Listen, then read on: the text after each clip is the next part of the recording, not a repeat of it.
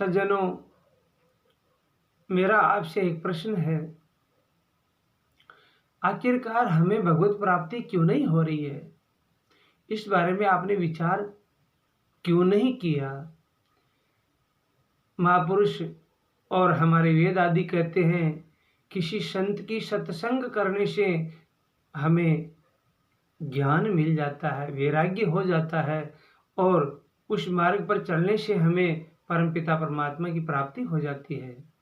तो इस बारे में विचार क्यों नहीं किया आप लोगों ने?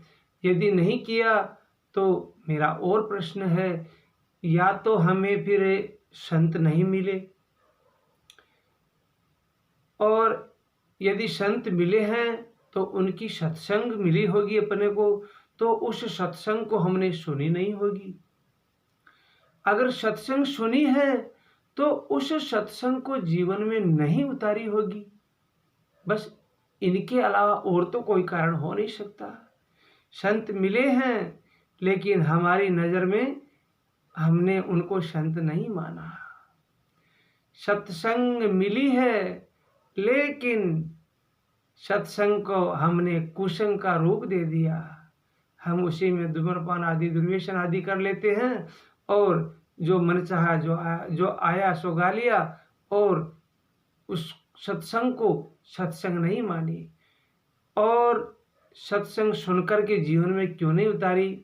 क्योंकि हमें उन संतों के वचन में विश्वास नहीं हुआ। अगर विश्वास हो जाता तो हमें अब तक कब की भगवत प्राप्ति हो चुकी होती।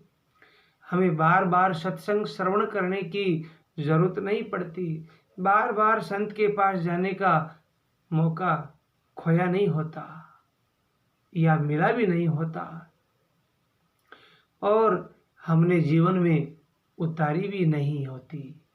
अगर उतार लेते तो एक ही बार में हमें भगवत प्राप्ति हो जाती। अनेकों संत ऐसे हुए हैं जिन्होंने एक ही बार में, अरे खटवांग राजा ने तो 3 घड़ी में ही मुक्ति पा ली थी, राजा परीक्षित को 7 दिन लगे, और कई अनेक संत ऐसे हुए हैं जिन्होंने बस कुछ ही समय में भगवत प्राप्ति कर ली।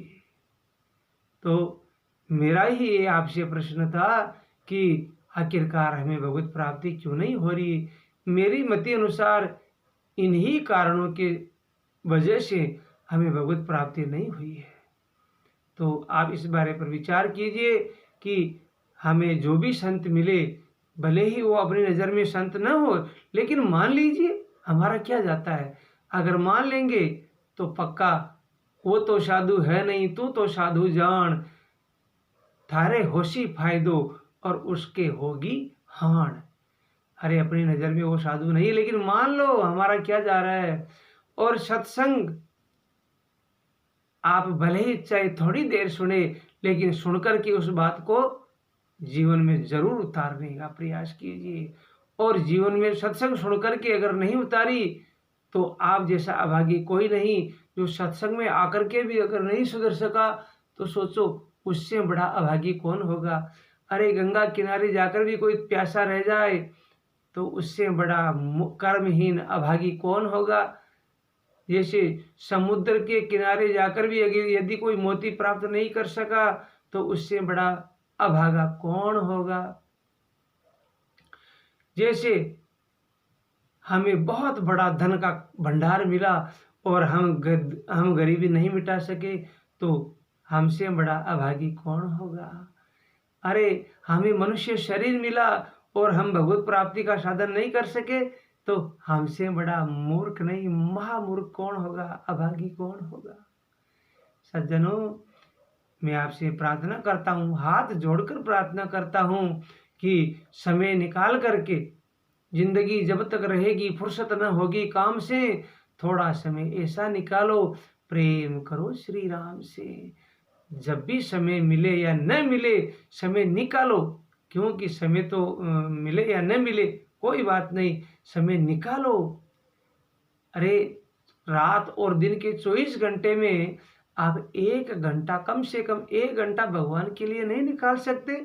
धिक्कार है इसे मानव जीवन पर जो अगर थोड़ा समय भी प्रभु के लिए निकाले तो बहुत आनंदित जीवन होगा।